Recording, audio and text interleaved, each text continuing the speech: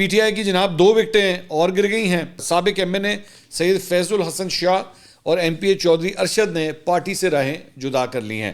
سید فیض الحسن شاہ N اے 70 گجرات سے P T I کی ticket پر ممبر قومی اسمبلی منتخب ہوئے تھے، جبکہ چودھری ارشد پی پی 34 گوجرانوالا سے تحریک انصاف کے ٹکٹ پر الیکشن لڑ کر کامیاب قرار پائے تھے۔ این اے 70 میں پیپلز پارٹی کے قمر زمان قاہرہ اور نون لیگ کے جعفر اقبال کو شکست دینے والے سید فیض الحسن شاہ نے پی ٹی آئی سے علیحدگی کا اعلان کرتے ہوئے کہا کہ 9 مئی کے واقعات کی مذمت کرتا ہوں، ذمہ داران کو سزا ملنی چاہیے۔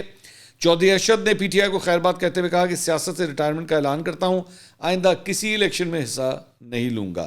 تو یہ جناب 2 پی ٹی آئی کی وکٹیں گر گئی ہیں۔ اس کے علاوہ تحریک انصاف کے رہنما شاہ محمود قریشی کے قریبی ساتھی ملک واصف مظہر راں نے پی ٹی آئی کو خیر بات کہہ دیا ہے۔